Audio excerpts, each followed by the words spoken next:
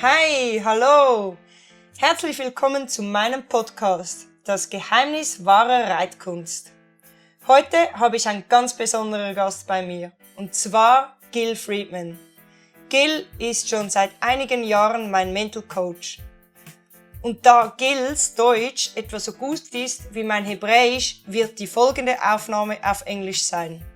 Bleibt dran, es ist ein sehr spannendes Thema. Er erzählt euch, warum er überhaupt Mental Coach ist, kurz seine Geschichte und wie er arbeitet. Ich finde die Diskussion sehr spannend.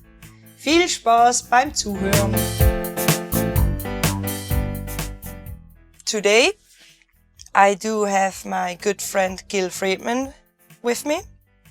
And I would say you can introduce yourself a little bit. All right.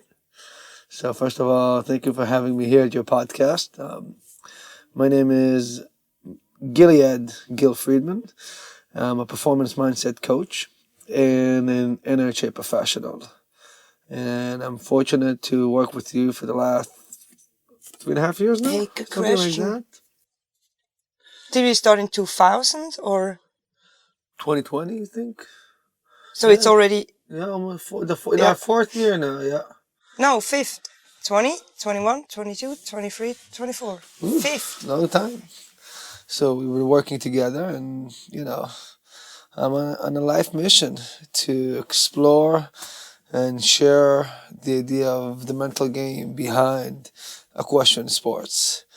I find big passion for horsemanship and the mental game and the way it plays out in our favor or challenges us in the competitive environment of reining, cutting, working cow horse, show jumping, dressage, and equestrian sports that people love doing.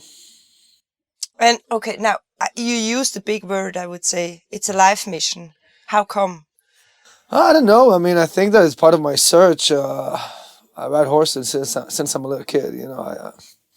When I was 6 years old, I rode the first time I got on a horse. When I was 10 years old, was the first time they pushed me into the show pen, and I started showing since then. That's what I love to do.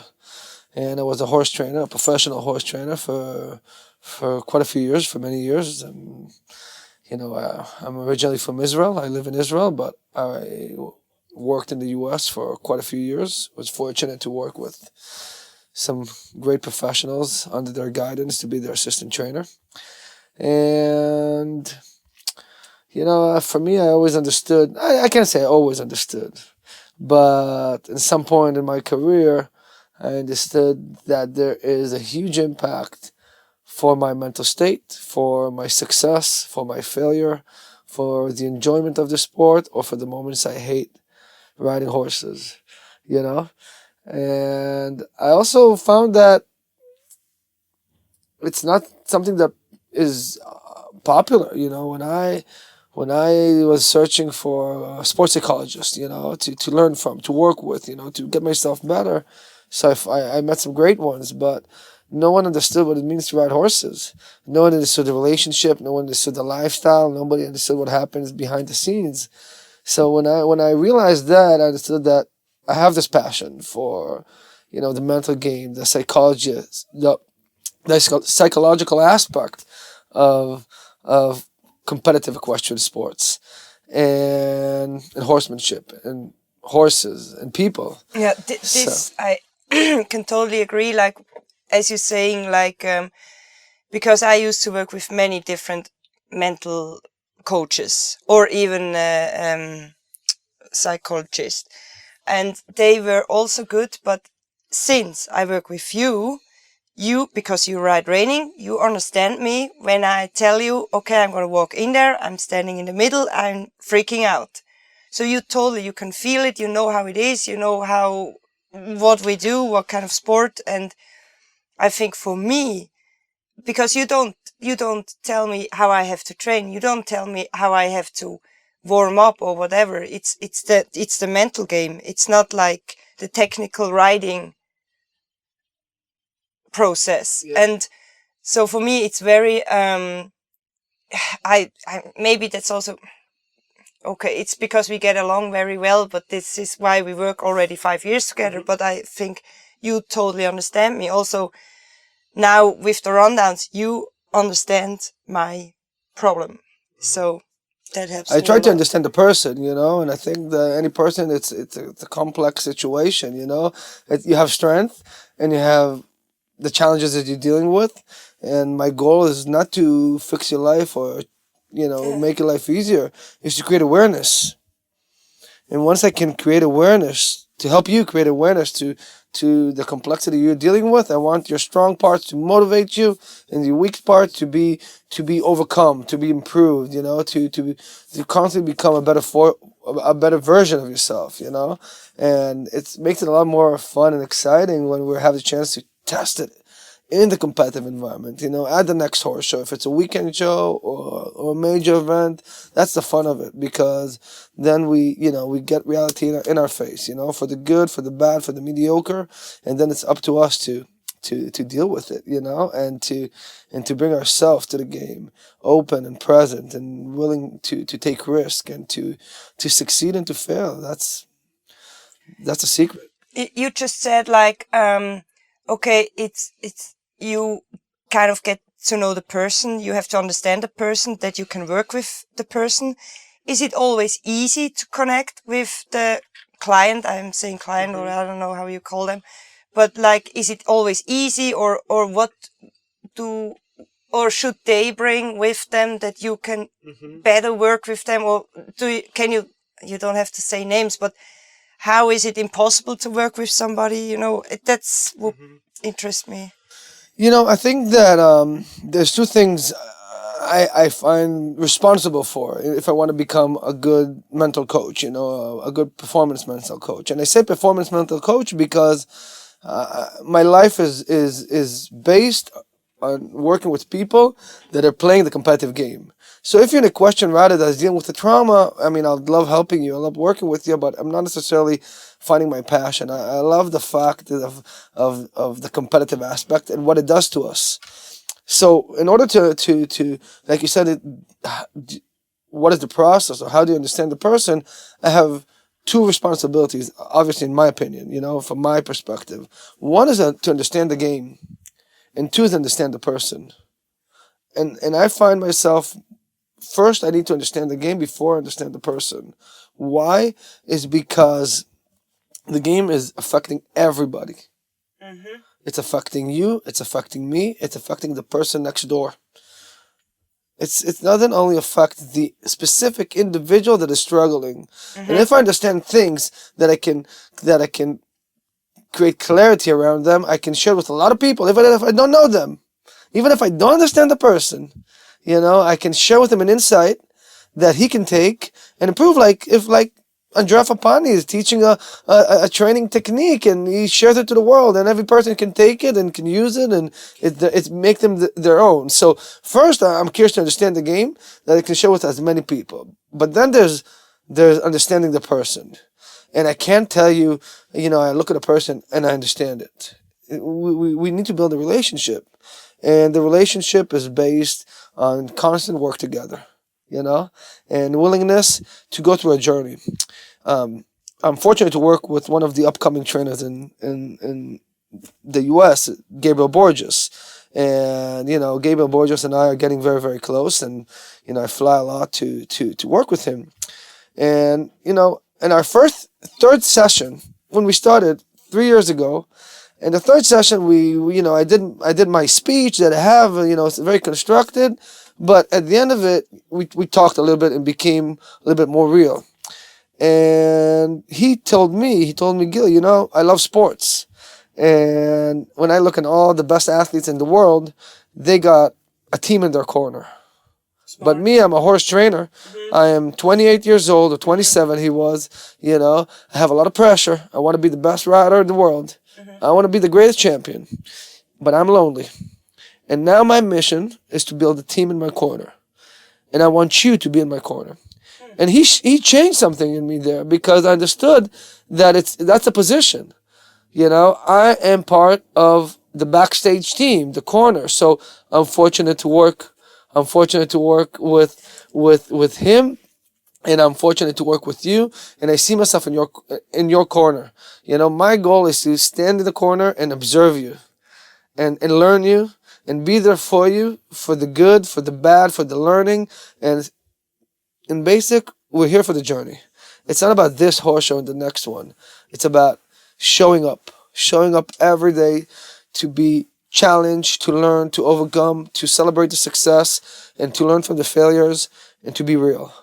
I feel that you asked me how you learn the person, how you understand the person. When we are real, when I feel that I can be real with the person, but the person feels comfortable to be real with me, I won't say it's easy, but it's natural to get to know each other. I know I can understand them, but they can also understand me. Yeah, that's makes for me totally sense. And I think now it's very interesting that he's saying like he needs a team. I mean, it's very smart that he knew he needs a team, because I totally agree. I think it's very important. I mean, at the end, yeah, okay, he is winning, or he's the one which won whichever class or whatever. But it's always, I also am a big believer in teamwork, and it's not possible without a team. And I think it's this is something I really like to do, like getting a team together. And it's also a process, like it keeps on going and going and going, because of course now I think, yes, I do have a good team. I feel comfortable. I do know which person is good for what and how I can use them. But I also think it can change. You know, it's like, you know, it's life. Like, we are humans, and sometimes we change, or something changes, and then, yeah. And we got to remember, you know, like, look at the work we put in. We worked maybe 5 years together now, but there's no obligation. The only obligation that we create is because we find mutual ground. You know, we feed from each other. You know, you find profit in what I do. I find profit in working with you. And that's nice, because, you know, we don't have any contract. We don't have any agreement. I know what's your schedule ahead for the shows, but it's not like we sit and we say, okay, we have a plan for the year. It's very, very natural, you know, and it's from my place always to show up. You know, when any rider needs me, you know, it's not only you or Gabriel or, you know, many other riders that I'm fortunate to work with. You know, my job is to work with them on the invisible factor of peak performance. You know, peak performance is the game. You want to enter the show pen and show to your best. But that's the end game. The long process before that of riding, training, practicing, taking care of, traveling, not sleeping, not eating, you know, and then doing everything again. And when we talk about peak performance in that final line, you know, we talk about three aspects: horse ability, rider's ability, and rider's mindset. Now, horse ability, we need horsepower in this industry. You know, equestrian sports in general, you know, those horses become amazing athletes, and you cannot succeed with a mediocre horse with a big heart anymore. You need to have a phenomenal horse with a big heart if you want to succeed. Totally agree. Same thing with riding skills. You know, you get lucky once, but in the long run, you guys, you know, that compete at the best levels, I don't care if it's an open rider or non-pro, it's a horseman. It's a person that, you know, eat, drinks, sleeps horses 24/7, you know. You might have a day job, but it's just to pay the bills for the horses, you know. And so you talk about horse ability and rider's ability, and for me, the rider's mindset is the the unseen factor. Nobody can see what is happening in the rider's mind. Not when they practice, not when they show. In many cases, us ourselves, we're not 100% aware of what's happening in our own mind, you know, in different situations. I believe the rider's mindset has a huge impact over rider's ability, and therefore a certain impact over horse ability. So that's, what I do. I mean, my job is to put all my attention, all my focus, all my energy in the unseen element. Because I believe, and hopefully many more people slowly start to believe more, that a strong mindset encourages strong horsemanship. And strong horsemanship plays out in high performance. Totally. Yeah. So you would say it's like 1/3 of the whole thing. I think that it's not like, I don't know. I don't. Yeah, I think not percentage-wise, yeah, I don't know or yeah. percentage wise. It's some Yeah. people. For me as a rider, it's more than 1/3. Okay, that's why I understood it. That's maybe why it made me a mental coach. When my mind is in a good place, I succeed. I win. I ride well. When my mind was not in a good place, I So worked you very learned hard. it by yourself because. People ask me where did it all started. And I'll tell you a story. So in 2009, I was a assistant trainer working for Dan Hast in the U.S. I was already working 4 years over there and living my dream. I was a horse trainer, working, competing, really, really in one of my peak moments in my career. I was a young rider. And then I had a dream come true. My boss gave me a horse for Oklahoma City. So I had a 3-year-old for the futurity at the end of the year.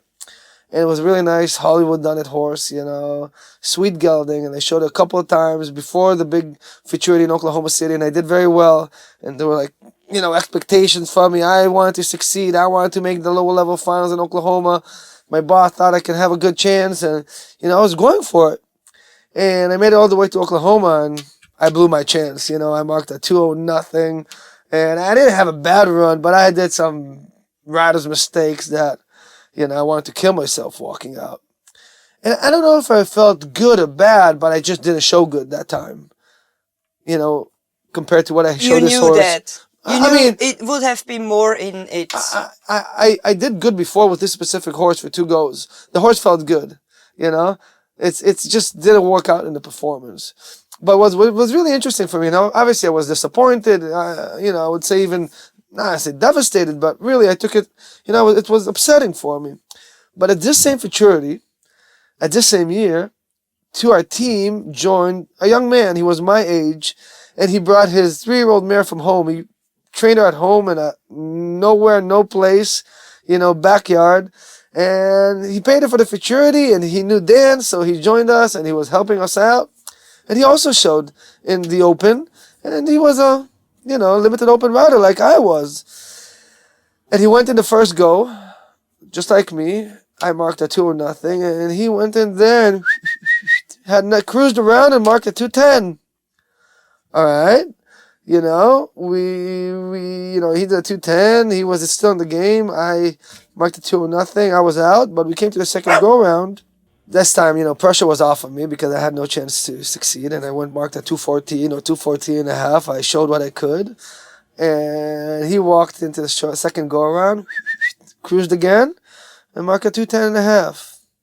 And Saturday night, when finals was on, I was holding the bucket of the groom, and he was riding the horse about to enter the Oklahoma City Futurity finals. And I was asking myself, what the hell is going on? I'm sacrificing my life, living in the other side of the world. I'm doing my thing. I did everything right. And this lucky bastard made it to the finals. But it wasn't luck. It wasn't luck. What made a difference between making the finals and not making the finals for me was my mindset. Over the years later, I told myself, if I had that person next to me helping get my mind in the right place, be confident and focused and know what I need to do, I know I could do better. But there was no woulda, coulda, shoulda, that it's what's going ahead.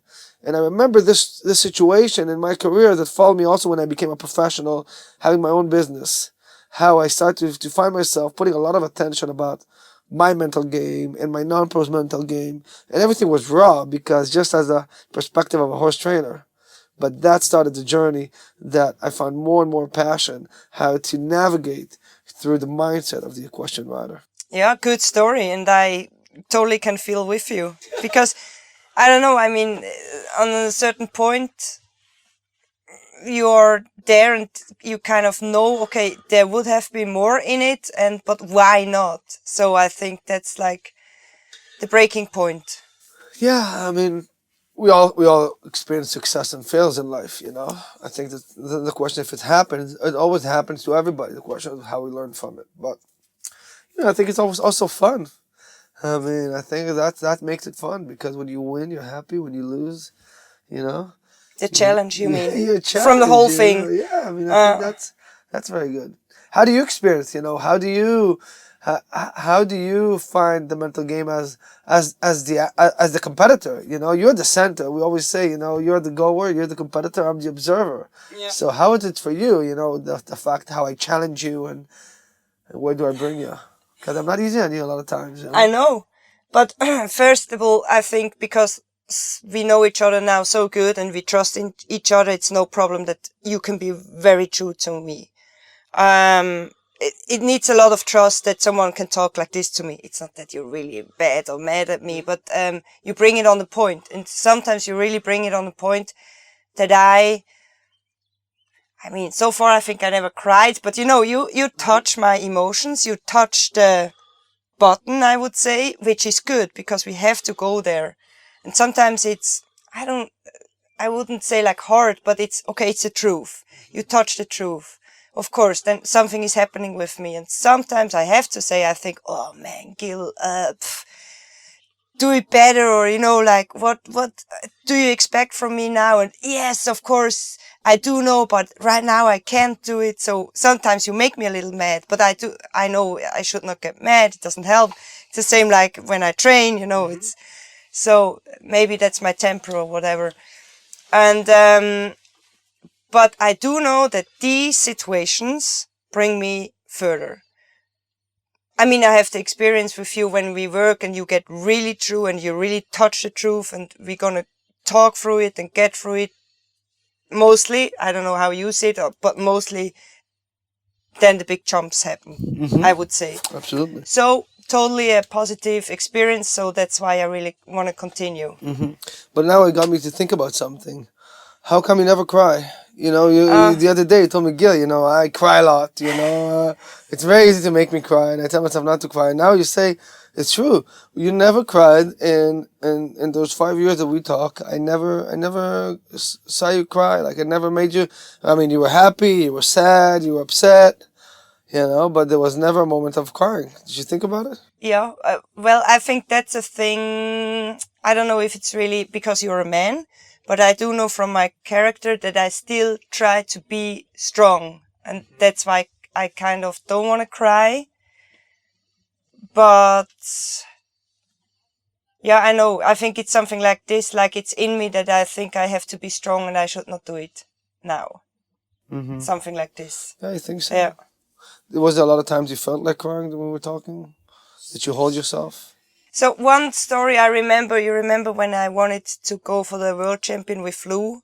It was like at the end of the season. And then we talked and I wanted to go to Italy, and it actually was just a stupid idea. And we talked, and then you were like, listen, this is the truth. You're not going to mark higher than this. You do have a big problem because you're always rare in the running. So it was like, not... You don't believe in me, why don't you? No, but you were really clear. And in that time I needed someone to be that clear, because I had the team around me, but no one... I do know I can be very hard-headed, and if I have an idea and if I have a goal, I want to go for it, whatever it takes. And then I would say I needed you, that you told me, hey, look, this is the situations. You didn't say, I don't think you can do it, but you were like, think about it. And then there was like the outside picture, and it helped me to decide. So at the end, I didn't go to Italy. Yeah, I think that it also... I would tell myself I should never be afraid to be fired. I have a lot of situations that I work with people, and I feel that there's not necessarily a real connection. And I don't say no to anybody that wants to work with me, because I think it's not fair. I don't think that I... To decide before you Yeah, even exactly. know the person. I think that I don't mind working with a level $4 million rider. I find passion in it, and I find passion working with a, green reiner that just started this year and is dealing with a certain challenge or finds interest. I find the passion for everything, but I think that the trust factor from both sides. That I say I can be comfortable to talk to that person and not always think 3 times before every word I say. I think 3 times before every word I say because that's NLP, neuro-linguistic programming, that my words have power and my words navigate. So I think from that way, but I'm not holding back my truth from them. And they all know that it's my truth. It's not the truth. And that's a big thing, it's a voice. The same thing with Tigwig, I mean, you heard my truth when you asked me what you think. Now, it was an opinion from a professional that you trust what he's going to say. Totally. And you heard my truth. I didn't, fall off the chair about this horse. I told you to say no, but I told you go try 10 more and then decide, and then you just made the decision to buy it.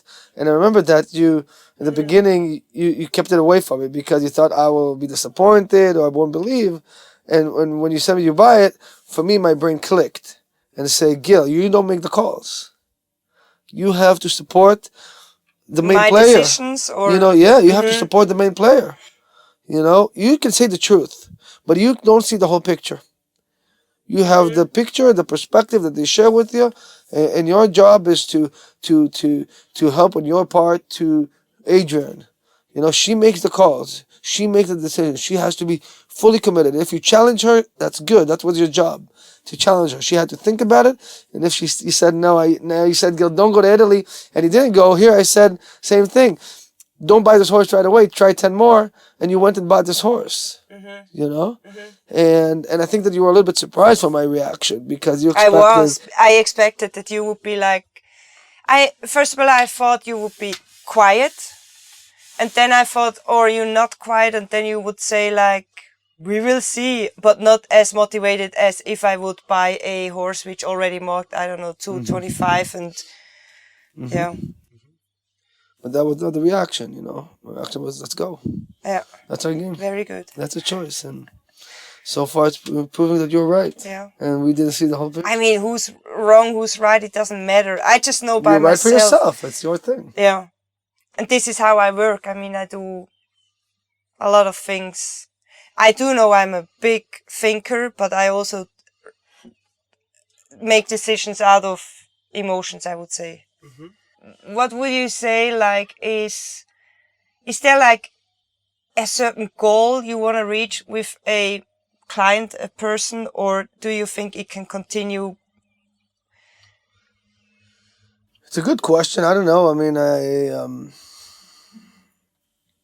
I have the statement in mind that says I start with 1, I go to 10, I go to 100, 1,000, 10,000, 100,000, million, 10 million, 100 million people worldwide.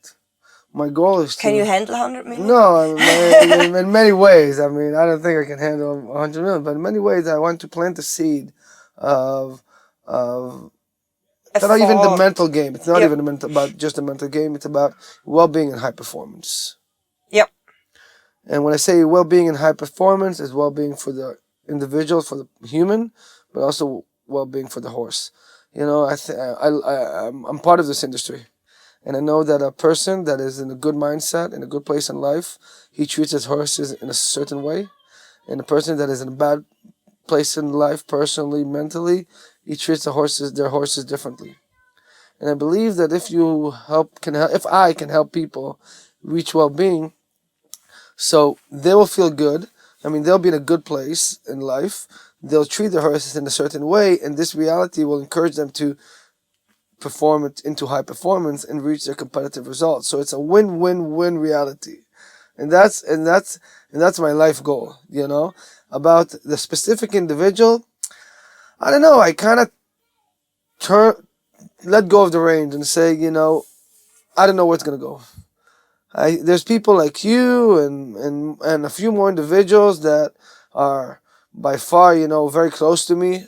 I feel that it's a closed team, even some of you guys are connecting with each other. You and Gita Thomas from Australia are connected, and you between you two, you have a good relationship. So it's kind of a network of people that have let's say a common kind of perspective or interest. You do your podcast and your work. You're here to benefit this world in somehow. But the work with individual, I don't know. I mean, I wanna travel around the world. I wanna meet great people. I wanna win major events. Even I'm not the jockey, but in Israel, in the small country of Israel, I have my 3 reining horses, and I shown the Durban and the futurities. But when I travel around the world, I'm in the corner, standing in my lucky spot when they show, and try to win that score and win that horse show, and that's what drives me, So the more the better. I love it, and it's up to you guys, as long as it's worth flying me in and paying for a professional. We will see. To do that. Yeah, no, so sure. as long as it can be something that's worth investing, I'm on. Yeah. So that's the question. We don't know what we're gonna be. Yeah. We have a vision. I don't think we're short-term players. Yeah. A lot of those people are long-term players, and I'm also a long-term player. Yeah. And we're here for the journey. We're not afraid to lose. We're very passionate to win, and we're also here to do it a little bit different. I think we're using tools that we feel that help us be at the top. Like level 4 non-pro in Europe. You have a lot of disadvantages. You're Swiss.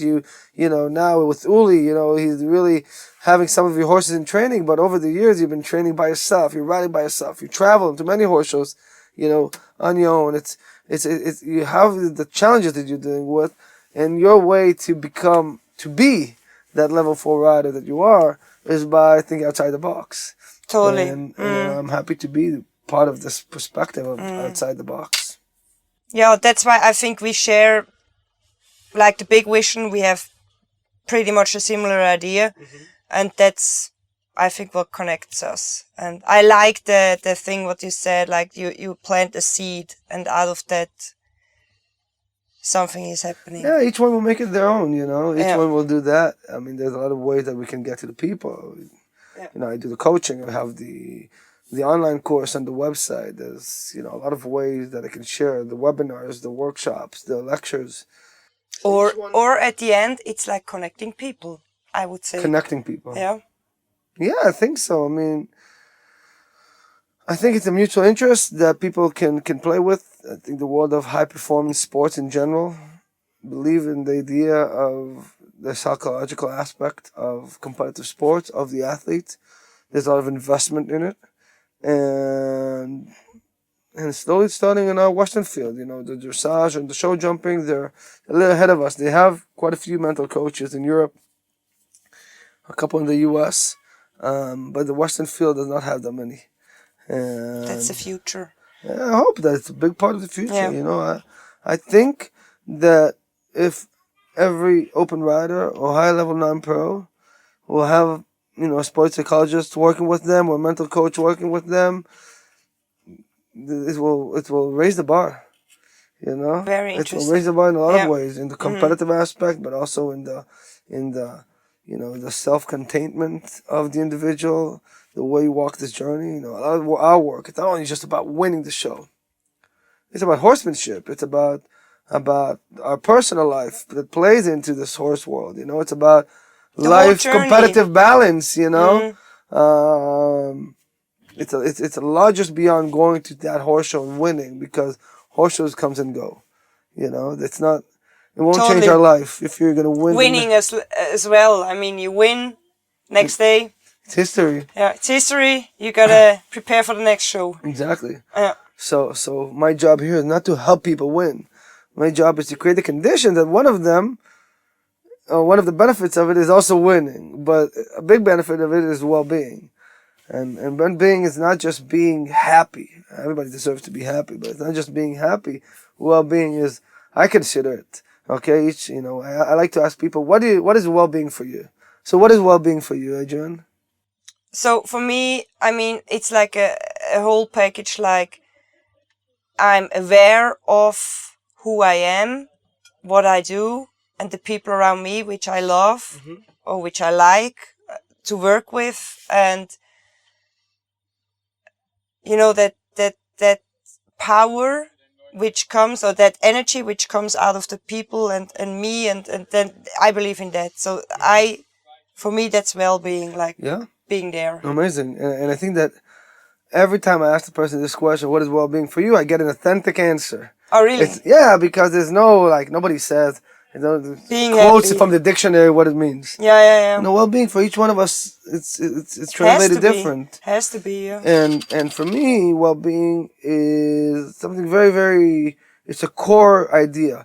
For me, well-being is when we experience the disappearance of fear. Okay, so that when I'm not driven by fear, I'm in well-being. Because life is our peaks and valleys. You have great moments that you're feeling the top of your world, everything good. And there are terrible moments that, everything stands up to be questionable if it's worth it. And it doesn't matter if you're experiencing a great moment or a terrible moment in your life in this journey. It's about how you're approaching it. And fear is something that holds us back. And it's something that is relevant also for you and I. We talk a lot about fear, and how to manage fear and how to work with fear and how to face it and experience it, but also break it. Not to let it be in our way. Not to be something that holds us back, to be the persons we want to be. In the competitive level, in the personal level, in the business level, in the professional level. So in all those things, when you're driven with the disappearance of fear, so then, great things happen. Yeah, great talk, really. Do you want to add something? I mean, we could talk for hours, I would say. Yeah, we talk for hours anyway, but no, I thank you for bringing me here. I think you're doing an awesome thing. It's an awesome project. And I feel blessed and fortunate to be part of your journey. And yeah, if someone could take something small from this talk, I'm pretty sure that there were really gold nuggets in there. So awesome. Thank you. Thank you very much. And might be not the last talk. Yeah. So we're gonna continue. Thank you, Gil. Yes, thank you. Und? Wie fandest du diese Diskussion? Ich habe noch etwas ganz Besonderes für euch. Und zwar gibt es einen zweiten Teil. Im zweiten Teil haben Gil und ich in Cremona an der Eurofuturity unsere täglichen Talks aufgenommen. Diese sind, ganz ehrlich, ziemlich persönlich, aber ich will sie trotzdem mit euch teilen.